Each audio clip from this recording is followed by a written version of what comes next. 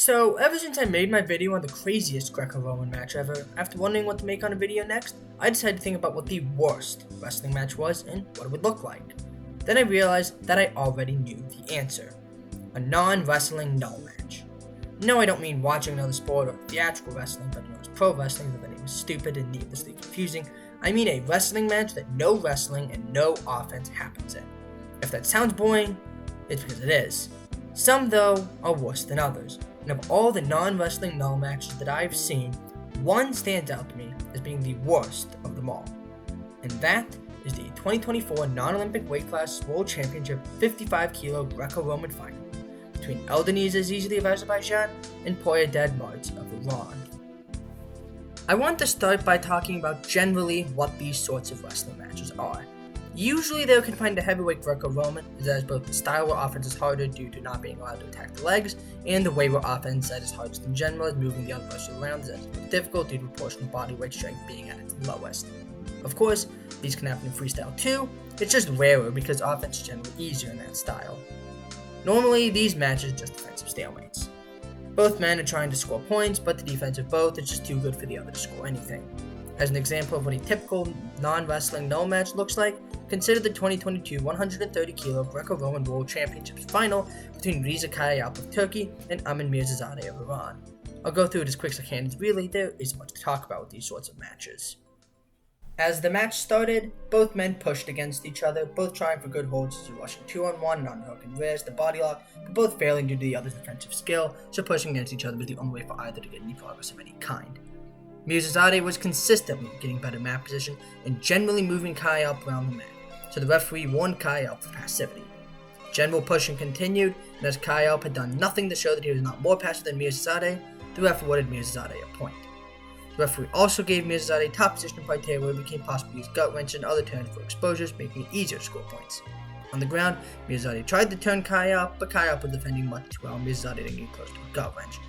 And after it became clear that Mirzazadeh was getting nowhere on top, the referee called the stalemate and both returned standing. There, unsuccessful hand fighting and ineffective pushing continued for the next 90 seconds to close out the first period. After the break, it was Kayaalp that came out strong, controlling the action and the mat to get the second period passivity call against Mirzazadeh. Kayaalp picked up a point, and also the advantageous top parterre position that came with it. Critically, Kayaalp was now winning the match, as the score was now tied, and the only applicable tiebreaking criteria was last point scored, which is Kayaalp's passivity point. Kayaalp got on top of Mirzazadeh, and when he managed to get his foe lifted in order to roll him for exposure points, he was unable to expose Mirzazadeh's back to the mat, resulting in no score. The two got up to continue wrestling, and while Mirzazadeh put in a flurry of fierce pushes with solid holds that nearly forced Kayaalp out of bounds twice, Kayaalp showed alarming agility for a man of his size and managed to stay in bounds. The two circled to the center and unsuccessful hand fighting and ineffective pushing continued, albeit with Mirzazadeh controlling center better than previously in the period. After a finger-grabbing warning, the ref found Kayaalp passive again and offered parterre to Mirzazadeh. Unlike before, this was not worth a point, as getting a point from passivity can only happen once per period. But strangely, Mirzazadeh declined, and the match was resumed on the feet. I can only think that he thought his push-outs were closer to success than his gut wrenches were earlier in the match, which admittedly they probably were. Either way, in the minute that remained, Mirzazadeh was completely unable to get any offense versus Kayaalp, and Kayaalp, by the score of 1-1 via criteria, won the match in the World Championship, his fifth time winning it. My point with all this explanation is that this is what a typical non-wrestling match looks like. Not a single bit of successful wrestling took place, not a single wrestling technique was on display, resulting in a rather boring match. However, these matches aren't usually done as a strategy to cheese out wins or anything of that nature. In the example I gave, both Mirzazadeh and Kayaalp were really trying to score, but simply couldn't. Mirzazadeh was obviously close with the near push-outs and gut wrenches, and Kayaalp lifted Mirzazadeh off the ground multiple times in parterre, the first step in gut wrenching somebody with really good defense. The null match between Mirzazadeh and Kayaalp at World's 2022 final was simply the result of two wrestlers having better defense than their opponent has offense. Most non-wrestling null matches are like that. They are undeniably boring and uninteresting with very little happening. After all, I was able to summarize one with a great deal of detail in just over 500 words, but they do happen as a result of defensive stalemate rather than intentional rules gaming. It is you could probably tell there was one match where this was not so, and that was the 2024 non-Olympic weight class World Championship 55 kilo final between Eldonise Azizli of Azerbaijan and Poyedad Marts of Iran. Of all the weight classes where non-wrestling could be viable, none should be less than the 55 kilo or 121 pound weight class, the lightest one of them all. Like I said before, at heavy weights like 97 kilos or 130 kilos, proportional strength is so low that it's really hard to get anyone in a disadvantageous position to score points against them. But at 55 kilos, the proportion to strength to body weight is at its highest. Offense is at its easiest. At the 2025 World Championships, the highest average points per minute for all 10 Greco weight classes was at 55 kilos at 2.05 points per minute, far above average. The same could be said for the World Championships of 2023 and 2022.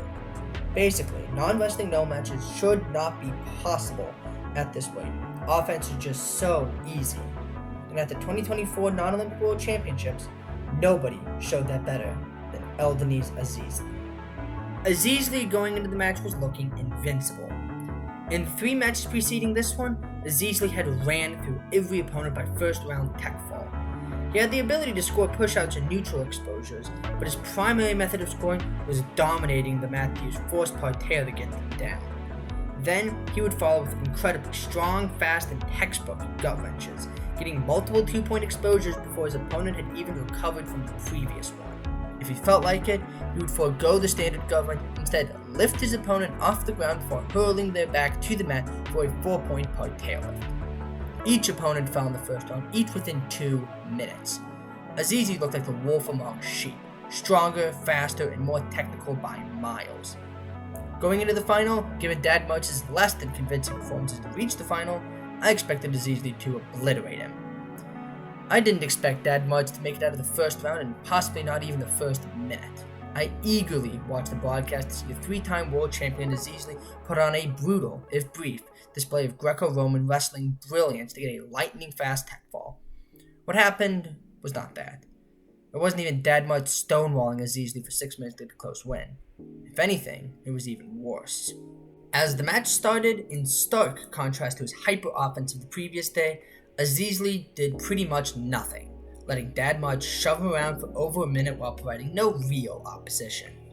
This gave Dad March a passivity point, the first point of any kind scored against Azizli all tournament.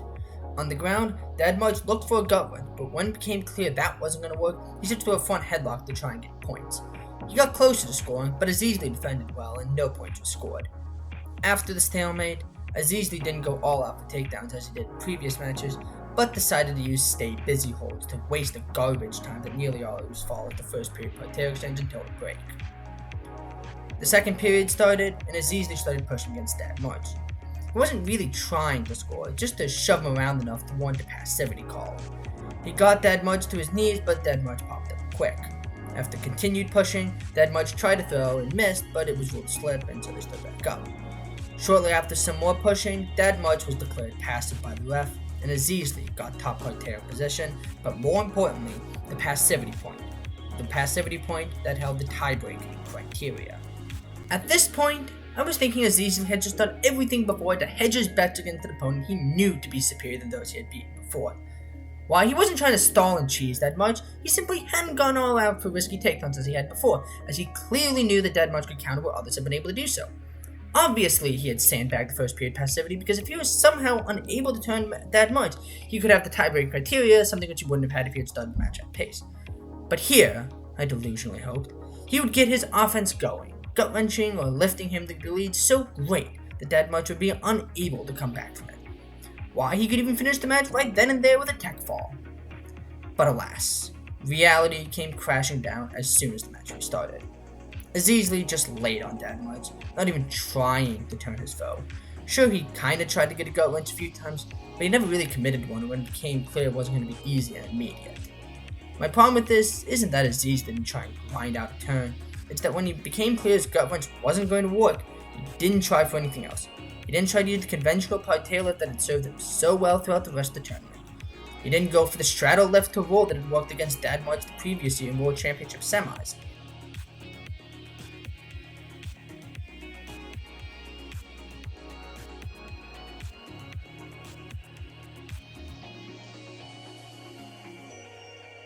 He didn't even try to do something clever like fake a big parterre lift on one side, then gut the other way. Azizli, in parterre, the position which he had shown such brutal dominance throughout the rest of the tournament, opted to kill time. When the match went back to the feet, Aziz Lee let Dad Mudge control the action. As long as he kept his elbows in and avoided doing anything that could allow Dad Mudge to get an underhook, overhook, collar tie, or really anything, Dad Mudge couldn't get the leverage to score. Still, Dad Mudge was pushing against Aziz Lee relentlessly, hoping for something, anything. This resulted in passivity call, but as the pointed passivity of that period had already happened, no points were given, and Aziz Lee went down, still winning. I won't lie, at this point I was hoping that Dad Mudge would get a turn of any kind, to not let this dumb, stupid, anti-wrestling strategy win a world championship at a weight class that it should have no business working. On top, Dad Mudge didn't even try with the gut wrench, and went straight to the front headlock and tried to turn him with all his might. After Aziz Lee got warned for blocking and had to stop, he got reasonably close too, but Aziz Lee was defending too well. The referee then called the stalemate, ending the parterre surprisingly quickly given how much of the parterre time Aziz Lee was eating up by cheating. Aziz Lee got up, and unsurprisingly continued doing what he had done the entire match, being passive and stalling against an increasingly desperate Dad Mudge. He did this mercilessly, not really engaging to avoid risk, but not obviously fleeing to avoid giving up points from the ref until the clock struck 0 to close the match with a win, giving him his 4th World Championship. Throughout this 6-minute match, roughly 5 minutes of which were neutral, there was only about 40 seconds where Aziz Lee didn't look the inferior wrestler, 40 seconds where he wasn't getting consistently pushed around, 40 seconds out of 5 minutes in neutral where Aziz Lee was being remotely aggressive. Besides that, it was Dad Mudge who was being more active. Dad Mudge who was controlling the center of the mat, Dad Mudge who was dominating the hand fighting, and at least to me, Dad Mudge who was being the better wrestler. Yet due to how passivity points work, it was Aziz Lee who got his hand raised. The worst part is, the result can't be argued. Due to the rules of UWW favoring the last point scored and them not giving more than 2 passivity points for Greco-Roman, it wasn't even a robbery. Just rules gaming taken to its logical extreme on the second biggest stage of them all. I have mixed feelings about this match. I guess a toxic part of me thinks this is some kind of justice, with Dad Mudge getting a taste of his own medicine as Dad Mudge made it to the finals with 2 1-1 matches. However, that's really stupid. At some level, of course, UWW is the fault, as it's their rules that allows this sort of nonsense to happen in the first place, but it's the same rules under which Aziz Lee normally wrestles and normally puts a lot of points on the board. In fact, as far as I can tell, this is the only match Aziz Lee has ever won 1-1 on passivity. Why was this his strategy for this match exclusively? I'm not sure why. It's not like Dad Mudge had beaten Aziz Lee recently by countering his offense, causing Aziz Lee to be gun-shy. After all, at the Polak Invitational that June, Aziz Lee beat Dad Mudge 6-1, so why Aziz Lee felt the need to not commit to any offense, I can't really imagine. It's not like Aziz Lee regularly decided to commit to anti-wrestling in World Championship Finals to guarantee a win, as he didn't do this when he beat Nuzar Tsurtsumania 8-0 in the 2022 World Championship Finals, and then 13-4 the following year in the finals. Normally, he's really aggressive no matter the stakes, but for this match, he didn't try to score at all. That's why this match in my mind is the worst wrestling match ever. Are there ones that were further from scoring offensive points? Maybe. Have there been no-score matches with a lower general pace? Certainly. Are there less entertaining matches in general? Probably, though if there are, I can't think of them.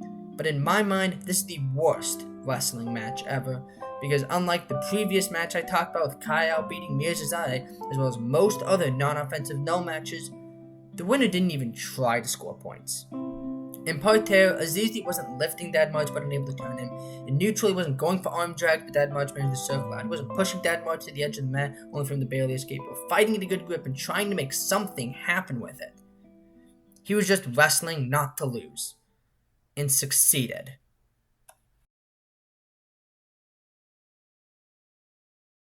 But yeah, that's the worst Greco-Roman match ever.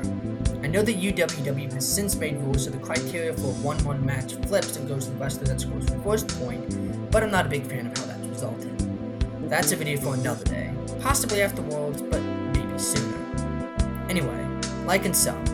If you want to ask me something about this match or something I got wrong, feel free to comment. I'll make sure to respond to every comment. It's not like you get enough traffic to make that hard.